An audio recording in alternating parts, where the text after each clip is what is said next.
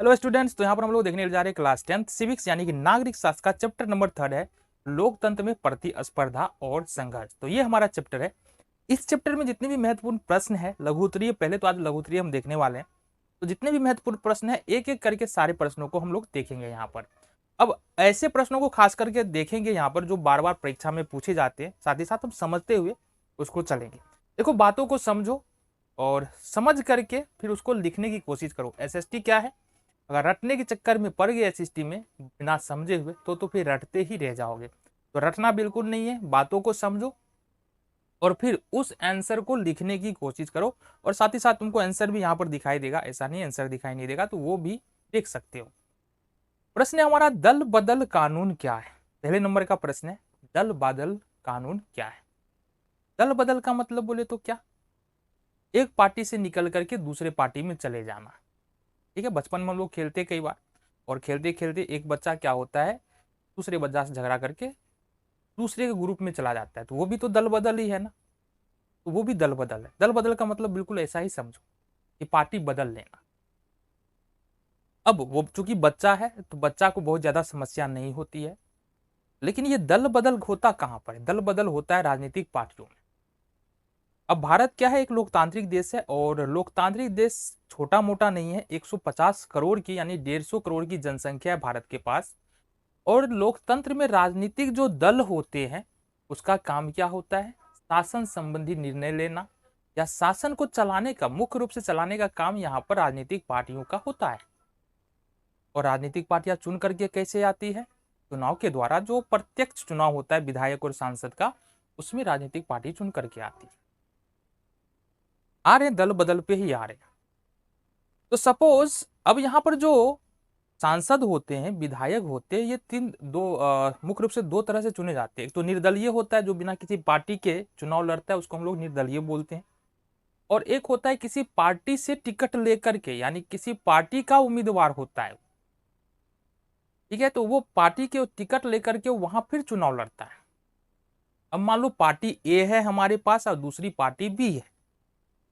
अब कोई पार्टी ए से कोई उम्मीदवार चुनाव लड़ा और वो जीत गया। अब जीतने के बाद क्या करता है, जीतने के बाद वो पार्टी ए को छोड़ करके बी में आके मिल जाता है। तो अब मान लो जो पार्टी ए के पास जो बहुमत था वो कम पड़ जाता है और पार्टी बी यहां से जीत जाती है। तो समस्या उत्पन्न हुई ना। समस्या क्या उत्पन्न हुआ, जनता वोट किसको दिया, जनता तो दोनों देख करके वोट देती है। एक तो उम्मीदवार का चेहरा कि उम्मीदवार की छवि क्या है, और दूसरा उम्मीदवार किस पार्टी का है, दोनों ही बातों को देख करके जनता वोट देती है। दल बदल से नुकसान, अब पार्टी जो बदला, दल बदल जो हुआ, दोनों को भुगतना पड़ेगा। एक तो जो पार्टी में थी, मान लो 10 15 20 विधायक या सांसद निकल के आ जाए तो पार्टी की सरकार तो गिर जाएगी। तो पार्टी को तो घाटा है ही, साथ ही साथ हमने किसी, मान लो ए पार्टी को वोट दिया था, अब ये 20 30 50 विधायक वहां से निकल के दूसरे पार्टी में चला जा रहा है। तो कहीं ना कहीं जनता को तो भुगतना पड़ रहा है, क्योंकि जनता की पसंद तो पार्टी भी नहीं है। मतलब लोकतंत्र मतलब बहुमत का सरकार। हमारे यहाँ जो सरकारें बनती है वो बहुमत के आधार पे बनती है। जिस पार्टी के पास बहुमत है, ज्यादा सीटें हैं, उस पार्टी का गवर्नमेंट सरकार बनेगा, वो पार्टी सत्ता में आएगी। लेकिन यहाँ पर मान लो हमारे पास पार्टी ए था जिसके पास बहुमत था, उसमें से 30 40 विधायक निकल के पार्टी बी में चला गया। बहुमत किसके पास आ गया, बी का। लेकिन जनता किसको चुन रहा था, ए को। तो राजनीतिक पार्टी को तो समस्या है ही, साथ ही साथ जनता के डिसीजन को कहीं चुनौती देने वाला, जनता के निर्णय जो सर्वोपरि होता है ना लोकतंत्र में, उसको चुनौती देने वाला ये जो है ना दल बदल की जो व्यवस्था है, एक पार्टी को छोड़कर दूसरे पार्टी में चले जाना, ये व्यवस्था है। तो दल बदल कानून जो है ना 1980 के बाद आया, उससे पहले ये सारी बातें होती थी जितनी बात बताए। अब दल बदल कानून क्या करता है, दल बदल कानून बताता है कि भाई अगर तुम मान लो पार्टी ए में आए हो, पार्टी ए से तुमने जीता है और पार्टी बी में तुम जाते हो, तो तुमको अपनी सीट छोड़ के जाना पड़ेगा। तुम पार्टी बी में चले जाओ, कोई दिक्कत नहीं है, लेकिन वहां पर तुमको अपनी सीट छोड़नी पड़ेगी। मतलब जो तुमने जीता था सीट, उसको गंवाना पड़ेगा। ये दल बदल कानून। और इसको विस्तार से अगर जानेंगे तो बहुत लंबा है। किस स्थिति में पार्टी छोड़ा जा सकता है, किस स्थिति में दल बदल कानून नहीं लागू होता है, ठीक है, ये सारी बातें इसमें आती है।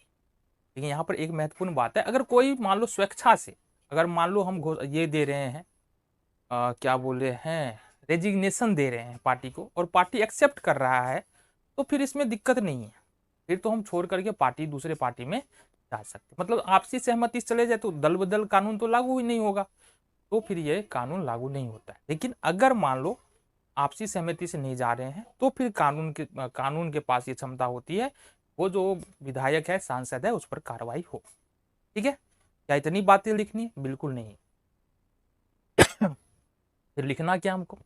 लिखना है, देखो, दल बदल कानून एक ऐसा कानून है जो सत्ता में आने वाले विधायक और सांसद पर लागू होता है। अगर एक विधायक या या कोई सांसद एक पार्टी से चुनाव लड़ता है, जीतता है, और वो उसको छोड़ करके अगर दूसरे पार्टी में शामिल हो जाता है, पार्टी को बताए बिना, पार्टी की जानकारी के बिना, या पार्टी की इजाजत के बिना, तो वहां पर जो है ना, दल बदल कानून लागू होता है, और जो विधायक है, सांसद है, उसको अपनी सीट गंवानी पड़ती। बस इतनी सी बात लिखना, वो समझाने के लिए हमने इतना लंबा चौड़ा ABCD बनाया।